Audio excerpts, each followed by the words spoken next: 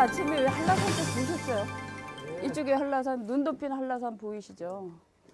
한라산이 저희 동네에서 보는 한라산하고 여기서 보는 한라산하고 모습이 달라요.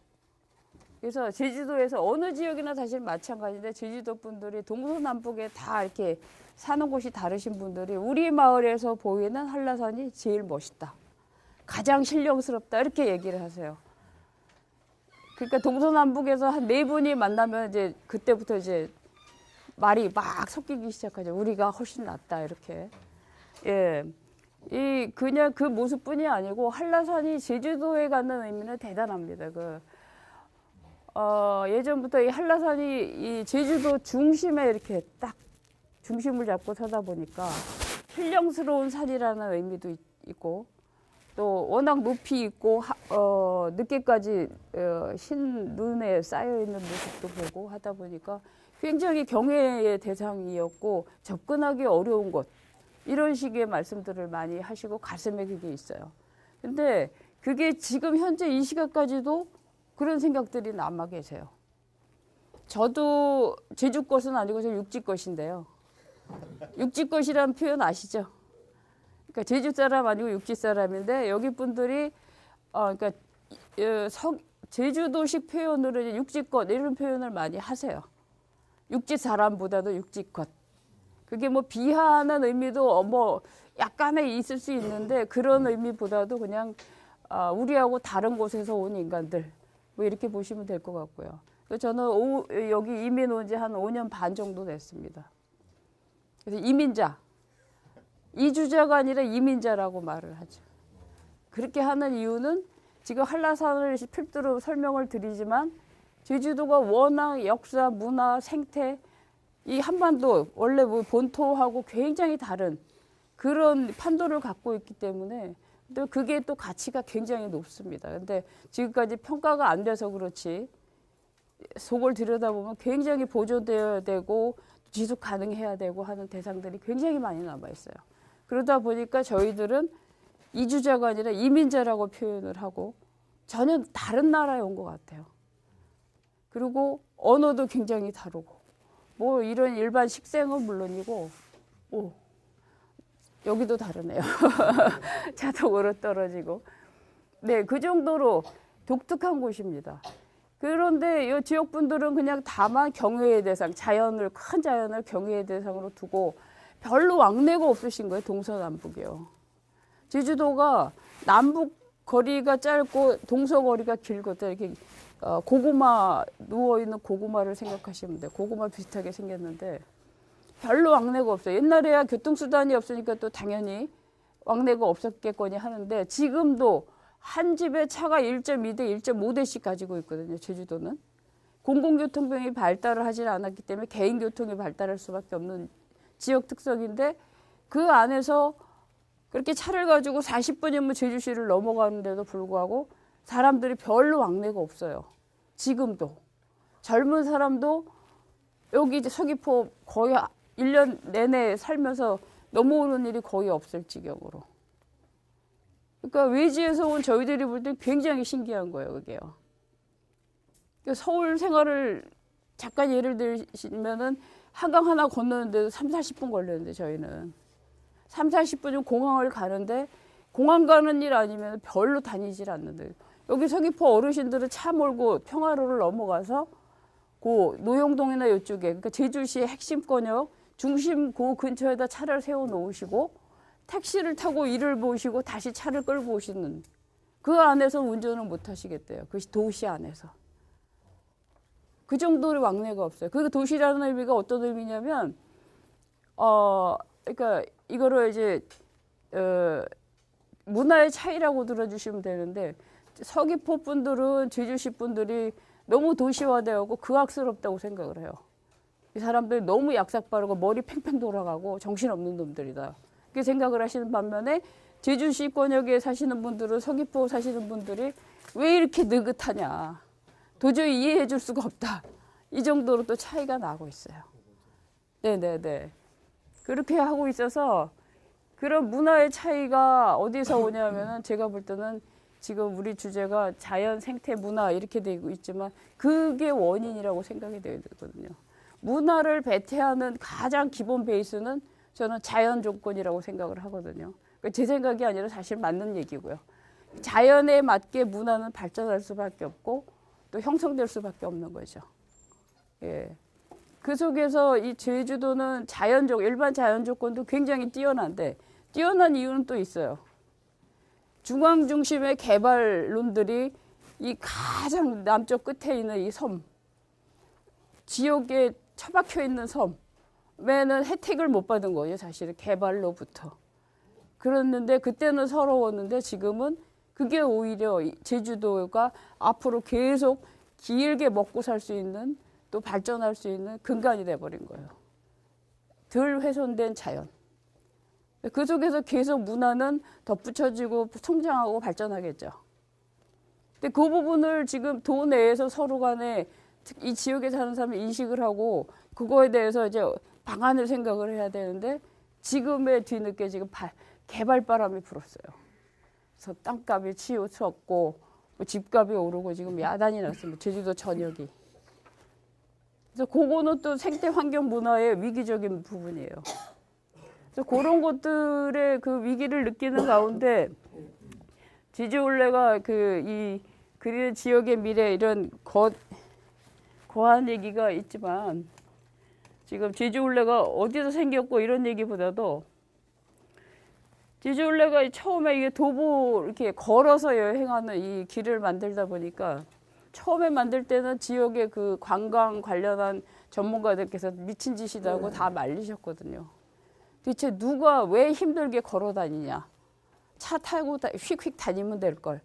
그래서 미친 짓이니까 하지 말라. 하도 한 10년 후에나 해라. 이런 말씀들을 하셨었어요. 근데 길을 만들자마자 1년 만에 이 전국적으로 굉장히 유행이 돼 버렸죠. 그래서 저희도 사실은 기대 이상으로 너무 빨리 이게 그 홍보가 돼서 저희도 놀랐어요, 사실은. 그래서 저희는 천천히 가자. 이 길에서는 천천히 가자. 천천히 가는 게 길의 그 생태적인 문화적인 것을 보존하는 길이다라고 생각을 했는데 의외로 길을 빨리빨리 내야 되는 그런 부담을 안게 됐죠. 지금 현재 제주도 전역을 해안선을 따라 중심으로 지금 한 바퀴 다 돌았습니다. 26개 코스가 생겼고요. 뭐 추자도까지 이렇게 섬 코스도 다 있고 해서 지금 총 425km, 26개 코스니까 이 제주올레를 한 바퀴 완주를 하시려면 최소한 27박 28일은 제주도에 계셔야 되는 거죠. 그렇죠? 2박 3일로 관광지 버스 타고 차 타고 휙 돌아서 제주도 밖을 나가고 나면 한 7, 8년 오고 싶지 않다고 그래요. 관광지는 뻔하니까. 그런데 이 걷는 길을 만들어 놨더니 간 사람이 또 오고 계속 매니아층들이 생겨요. 그 이유는 차를 타고 지나가고 빨리 갈 때 볼 수 없는 것들을 걸으면서 보고 느끼고 체험할 수 있기 때문에. 그래서 그렇게 짧게 지나가던 곳을 이렇게 오랫동안 머물 수 있게 만든 거죠. 제주 지역의 그 어떤 그 경제의 실핏줄에 이제 피가 좀 돌기 시작하는 역할도 할 수 있습니다. 그래서 올레라는 그 의미가 이 집 대문에서, 사실 제주는 대문이 이런 대문은 없지만 이 입구에서 집에서부터 마을길로 이어지는 작은 골목이에요. 근데 그 골목들을 계속 이으면 마을길이 되고 마을길을 이으면 이제 큰 길, 한길이라는 길이 되고, 이것을 제주 올레길을 만드는 가장 기본 원칙은 자연을 보존한다가 기본 원칙입니다. 자연이 있어야 걷는 길, 또 지속 가능한 길이 되기 때문에 그걸 원칙으로 해서 저희가 이 길 조성을 할 때 보시는 것처럼 중장비 절대 안 쓰고요. 거의 사람 손으로. 한편으로는 미련한 짓이긴 한데 미련한 짓만이 보존할 수 있는 길이라는 생각이 들어서 이렇게 돌챙이들 모여서 이제 돌을 이렇게 서 있는 돌 뉘고 이런 식으로 저 길을 다듬기만 합니다. 그래서 새 길을 또 만들어서 이렇게 개장을 하면 여러분들이 이렇게 오시고요.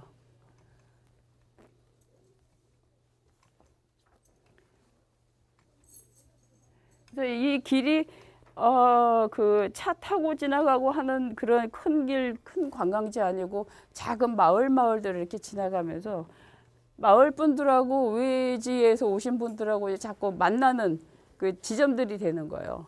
그래서 그분들한테는 뭐 가을철에 귤철에 이렇게 지나가다 보면 귤 한번 먹어보라고 인심으로 주시고 그냥 주세요. 그러면 이제 먹어보면 맛있으니까 이거 살 수 있습니까 하고 또 거기서 바로 생산자와 직거래가 이루어지는 거죠. 그런 식으로 굉장히 많은 지금 거래들이 이루어지고 있어서 그 중간 마진을 없앤 직거래가 통하기도 하고 하니까 이 사람들이 또 이렇게 스스로 농사 짓는 그 현장을 자기 눈으로 보면 또 신뢰를 갖게 돼 있거든요. 계속되는 이런 거래들이 이루어집니다. 이것들은 제주올레가 해놓는 길 사이 표시들이에요. 표시를 크게 하지 않고 자연에 거스르지 않게 최소한의 표시로 또 개수도 이제 제한을 하고 이렇게 합니다. 그래서 이 길이 그냥 단순한 길이 아니다. 이렇게 해서 제주도에 많은 변화가 왔습니다. 그래서 이런 마을 경제도 살아나고 뭐 민박도 하고 민박집에서 밥도 사 먹고 물도 사 먹고 간식도 사 먹고 하다 보니까 아까처럼 그 지역에서 나는 생산물을 직거래하기도 하고 이런 식으로 많은 발전을 하다 보니까 제가 처음에 제주도 와서 버스를 타고 이게 해안선을 도는데 버스를 타면서 기사님한테 이거 어디 갑니까 하고 묻는데 대답을 안 하세요. 이렇게 운전대 잡고 앞만 보고 계신 거예요. 3번을 물어봤는데 3번을 그 자리에서 대답을 안 하시더라고요. 그래서 은근히 이제 부해가 나기 시작을 했는데 옆에 앉아 계신 이제 승객분이 얘기를 해주시더라고요. 대신 대답을. 제주도 분들 남자들이 특히 대답을 죽어도 안 합니다. 뭘 물어보면 대답을 안 해요. 그 대답이 어쩌다 오면 2박 3일 뒤에 와요. 그래서 아까 내가 그 전에 뭘 질문했는지 잊어버린 다음에 대답이 오기도 해요. 그 정도로 이렇게 그런 어떤 서비스 마인드, 또 외지 사람들에 대한 배려 이런 것들을 못하고 계시다가 지금 이 제주올레를 통해서 그분들도 지금 많이 바뀌는 과정이에요. 아직도. 그래서 그분들도 사실은 혼란스러워요. 관광이라는 것이 대규모 자본과 자본 쪽으로만 이렇게 흘러가다가 그들은 그 친절 교육을 받잖아요. 근데 일반인들은 그런 교육을 별로 없고 또 다 아름아름 관계이기 때문에 크게 서비스를 신경을 안 쓰다가 육지 사람들이 막 몰려갖고 막 마을에 가서 밥 사 먹고 하면서 서비스를 요구를 하니까 이분들도 혼란스러운 거죠. 그것도 또 다른 생태문화 환경의 변화인 것 같습니다. 지금 빨리 시간 끝났다고 계속 경고가 들어오고 있어요. 그래서 이렇게 관광의 패턴도 바뀌고 여행의 패턴들이 이렇게 바뀌기 시작을 하는 거죠.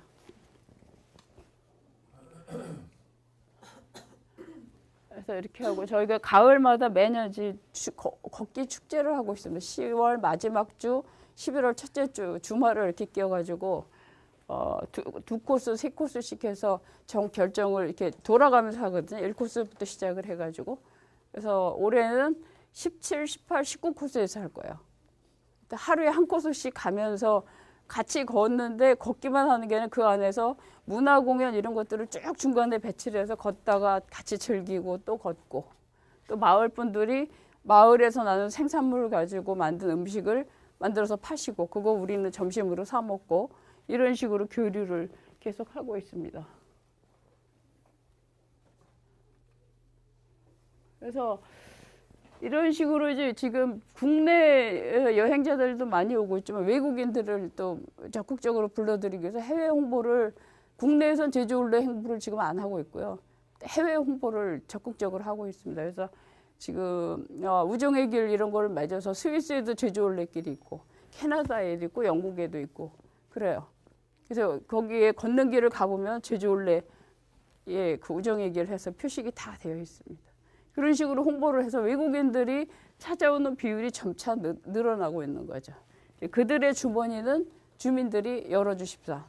불러들이는 건 저희가 역할을 할 테니 그분들에게 친절을 베풀고 인심을 베풀고 서비스를 제공해서 그들의 주머니는 여러분이 열어주십사 하고 이렇게 역할 분담을 하고 지금 진행을 하고 있습니다. 그래서